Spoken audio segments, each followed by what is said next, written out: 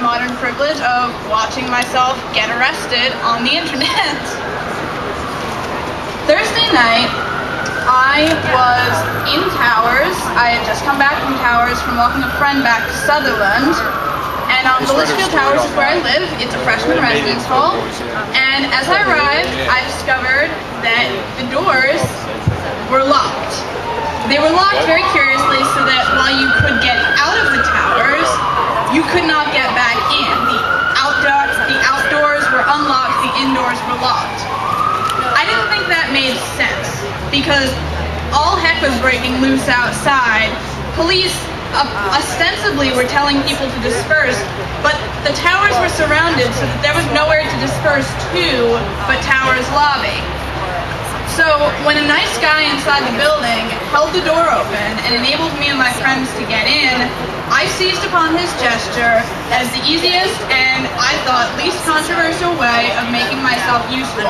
I held the outdoor open so that students who were outside and trapped by the police who were advancing on the patio could get inside. I didn't think what I was doing was illegal. I didn't hear an order to disperse on the 5th Avenue side of the patio. If any of you have heard the order to disperse, it's pretty damn hard to miss.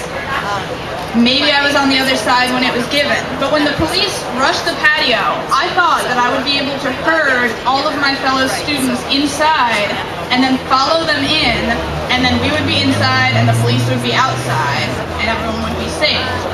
What actually happened was that I was grabbed by the arm, flung on the patio, and arrested. My arresting officer did not tell me to stop what I was doing. He did not tell me to go inside. He did not say, "Come with me, you are under arrest."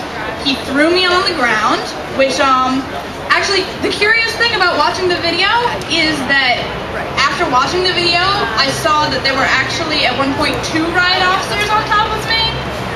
This raises for me all sorts of additional questions about what they were thinking. I just imagine them conferring, like, oh, you know, that little one in the sundress, she looks like she could really mess us up, so, I don't know, man, I'm going in there, but I gotta know you got my back, you know, like...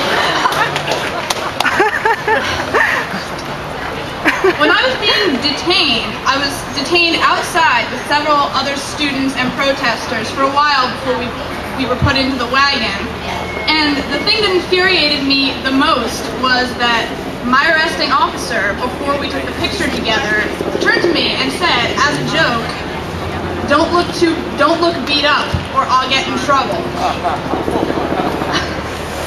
And of course I'm thinking, you know, photograph my skinned knees, you nutcase, you know, but anyways, what I realized is that my story is not the most infuriating out there. I've seen other people who were subjected to worse, and my heart just goes out there to everyone. I've heard some terrible, terrible stories, so I just hope that you'll all stand in support of everyone who was arrested, students and protesters. What happened to me would still not have been